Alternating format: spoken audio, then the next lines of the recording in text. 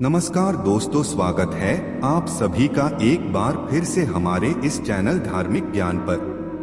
भगवान कल्कि के कौन बनेंगी दो पत्नी? क्या आप जानते हैं भगवान विष्णु के 10वें अवतार कल्कि की पत्नी कौन होंगी?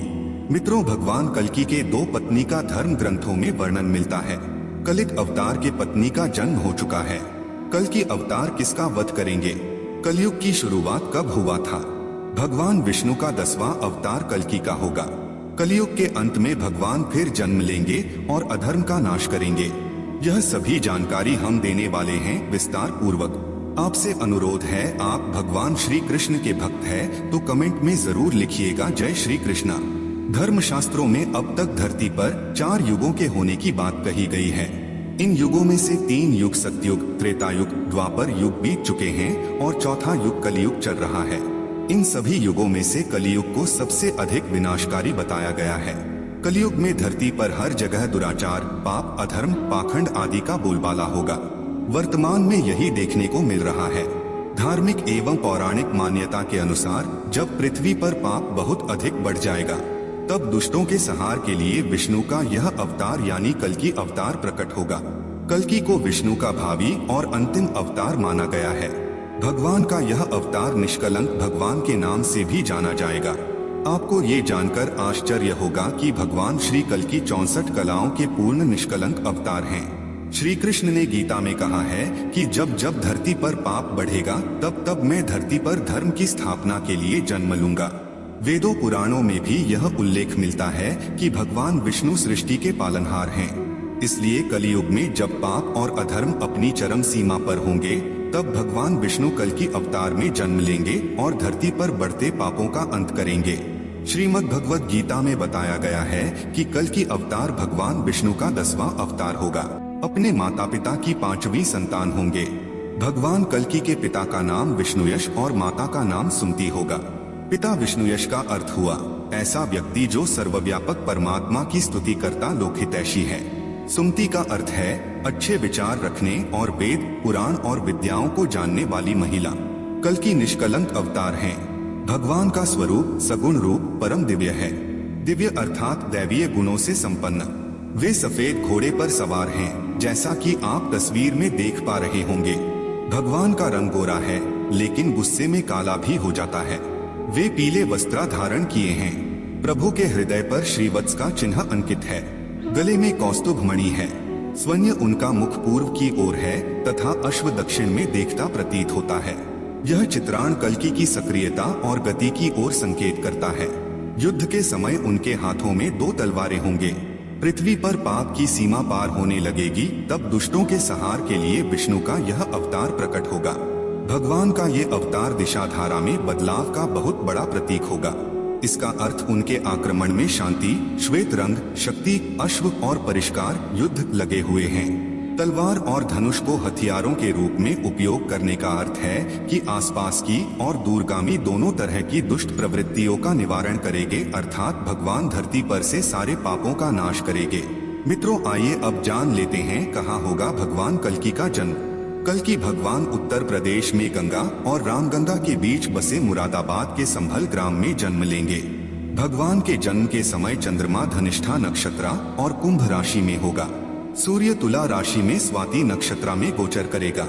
गुरु स्वराशि धनु में और शनि अपनी उच्च राशि तुला में विराजमान होगा। वह ब्राह्मण कुमार बहुत ही बलवान, बुद्धिमान और पराक्रमी होगा। मन में सोचते ही उनके पास वाहन, अस्त्र शस्त्र, योद्धा और कवच उपस्थित हो जाएंगे। वे सब दुष्टों का नाश करेंगे। तब सतयुग शुरू होगा। वे धर्म के अनुसार विजय पाकर चक्रवर्ती राजा बनेंगे। भगवान श्री कल्कि की भक्ति इस समय एक ऐसे कवच के समान है जो हमारी हर प्रकार से रक्षा कर सकती है। भगवान श्री कल्कि की भक्ति व्यक्तिगत न होकर समष्टिगत है। जो भी व्यक्ति भगवान श्री कल्कि की भक्ति करता है वह चाहता है कि भगवान शीघ्र अवतार धारण कर भूमि का भार हटाएं और दुष्टों का संहार करें। कलयुग यानी कलह क्लेश का युग, जिस युग में सभी के मन में असंतोष हो, सभी मानसिक रूप से दुखी हो, वह युग ही कलयुग है। सतयुग में लोगों में छल, कपट और दंभ नहीं होता है।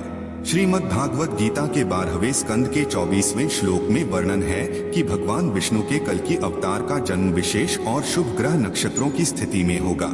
श्रीमद् भागवत गीता के अनुसार सावन महीने के शुक्ल पक्ष की पंचमी तिथि को जब सूर्य, चंद्रमा और गुरु ग्रह एक साथ पुष्य नक्षत्र में आएंगे तब भगवान कल्कि का जन्म होगा।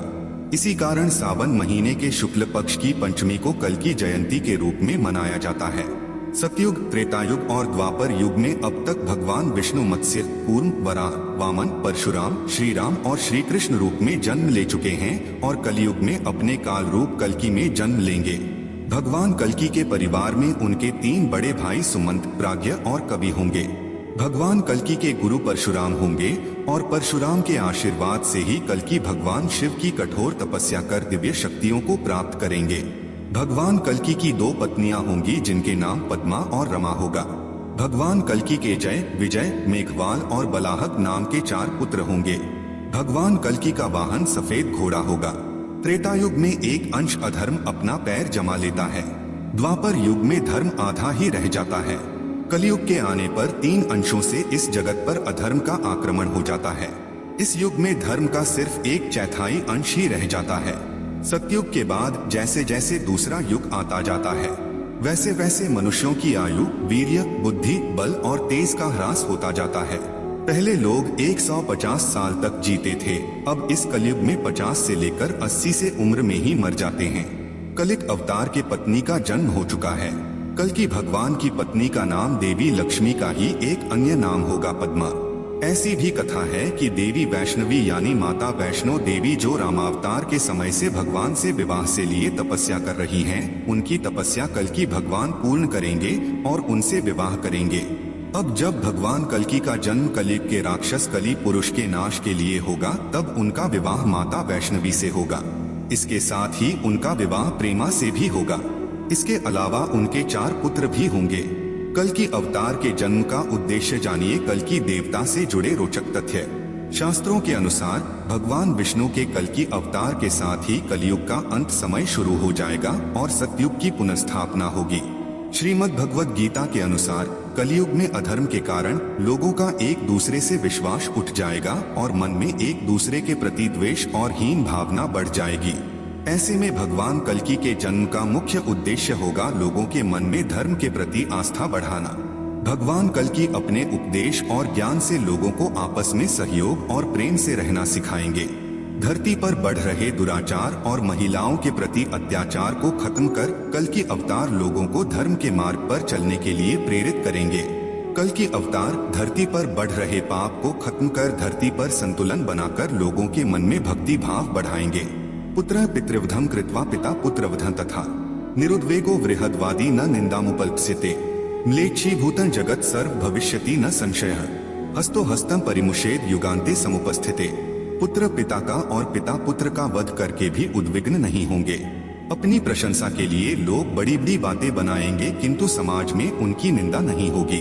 उस समय सारा जगत म्लेच्छ हो जाएगा, इसमें संशयम नहीं। एक हाथ दूसरे हाथ को लूटेगा, सगा भाई भी भाई के धन को हड़प लेगा, अधर्म फैल जाएगा, पत्नियां अपने पति की बात नहीं मानेंगी, मांगने पर भी पतियों को अन्न जल नहीं मिलेगा, चारों तरफ पाप फैल जाएगा। उस समय संभल ग्राम में विष्णुषा नामक एक अत्यंत पवित्र, सदाचारी एवं श्रेष्ठ ब्राह्मण अत्यंत अनुरागी भक्त होंगे। वे सरल एवं उदार होंगे। उन्हीं अत्यंत भाग्यशाली ब्राह्मण विष्णुषा के यहाँ समस्त सद्गुणों के एकमात्र आश्रय निलिख सृष्टि के सजर्ग, पालक एवं संहारक परब्रह्म परमेश्वर भगवान कल्कि के रूप में अवतरित होंगे। वे महान बुद्धि एवं पराक्रम से संपन्न महात्मा, सदाचारी तथा संपूर्ण प्रजा के शुभैषी होंगे। धार्मिक ग्रंथों के अनुसार कलयुग का प्रारंभ 3102 ईसा पूर्व से हुआ था। जब भगवान श्री कृष्ण ने पृथ्वी लोक से विदा लिया तब कलयुग का प्रथम चरण शुरू हो चुका था। कहा जाता है कि पृथ्वी पर कलयुग का इतिहास 4,32,000 वर्षों का होगा, जिसमें अभी प्रथम चरण चल रहा है, यानी 3102 + 2023 5125 साल कलयुग के बीत चुके हैं और 426875 साल अभी शेष हैं।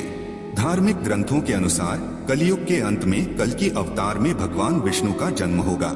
मनसा तस्य सर्वाणिक वाहनान्यायुधानि च उपस्थास्यन्ति योधाश्च शस्त्राणि कवचानि च स धर्म विजय राजा चक्रवर्ती भविष्यति स चेम सकुलं लोकं प्रसादमुपनेष्यति उत्थितो ब्राह्मणो दीप्तेः क्षयांत करितदुदार्धी कल्कि भगवान के कर कमलों सभी दस्युओं का नाश हो जाएगा, फिर धर्म का उत्थान होगा।